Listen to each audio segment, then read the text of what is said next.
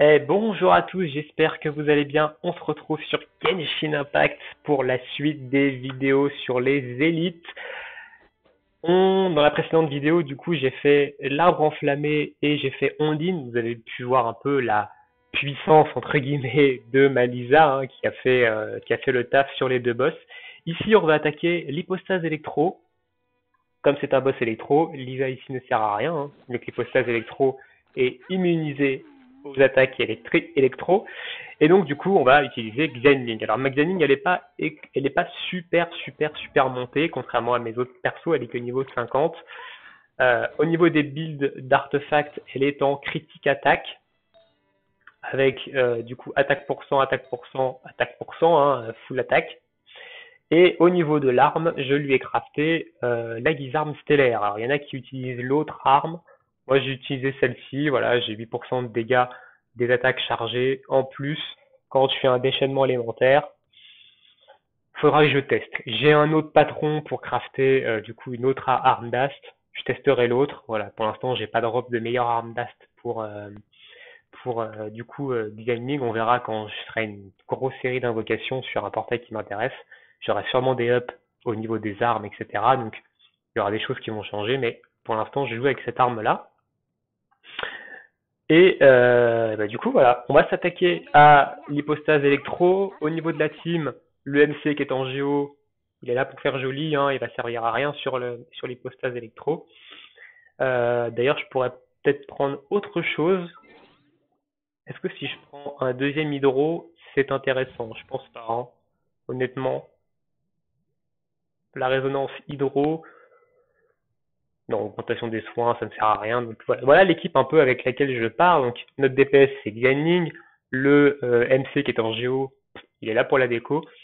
Je prends du coup Humber pour avoir la résonance feu qui augmente de 25% l'attaque, et je prends également Xingqiu pour du coup appliquer l'effet hydro en plus et pouvoir augmenter mon DPS sur l'hypostase électro. Alors, on va commencer avec lui du coup. Donc l'hypostase électro, il est extrêmement facile. Mais alors extrêmement facile. De toute façon, les hypostases sont pas très compliquées. Hop, on applique du coup hydro, on fait une petite exécution et voilà. Puis là, on va bourrer tout simplement avec Xianling, hein. On va passer sur, ok. On va passer sur Xingqiu.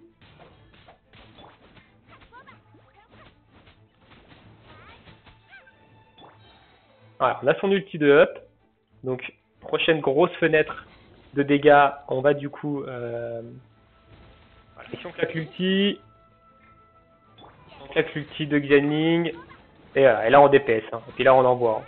Vous avez vu la vie de l'hypostase électro qui a descendu à vitesse grand V. Ok, donc là on va rentrer dans le cercle. Histoire de faire du dégât, on va poser le nounours, on va camber à l'instant ultime. Voilà, on va faire du dégât ici, hop, faire de la surcharge. Et on sort.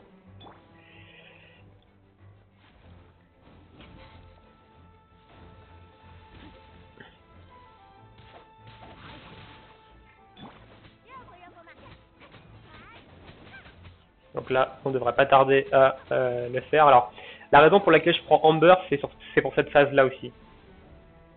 Voilà. Si j'ai pas Amber sur cette phase-là, je peux pas casser les petites hypostases ici. Et du coup, je peux pas finir le boss. Donc c'est problématique. Donc du coup, voilà. Donc on a terminé le boss ici sans trop de difficulté. Hein. Vous avez vu, ma gaming, elle a pris une petite tarte parce que j'ai mal esquivé, mais sinon en règle générale, je l'ai complètement retourné. Hein. Le boss d'hypostase électro est vraiment pas compliqué. Hein. Donc on va prendre la récompense parce que j'en ai besoin pour up du coup Lisa. Oh, on a eu un chapeau de l'instructeur du coup violet. On va regarder un peu ce que ça donne. Il est où? Nouveau, il est là. Donc on est sur du dégâts critique. On a de la def pour cent, de la recharge d'énergie. Ok, c'est pas ouf à la limite. Dégâts critiques, ouais, on verra. Je verrai plus tard parce que j'ai quoi qu'il y a de la def pour cent. Ça dépend dans quoi ça proc. Ça peut être intéressant en late game sur une Noël par exemple. mais vraiment en late game. Il va lui faire un peu plus de pourcentage de critique que ça. Voilà, donc voilà un peu pour l'hypostase électro, comment moi je le fais, hein, je le fais, c'est vraiment, l'hypostase électro est vraiment, vraiment pas compliqué.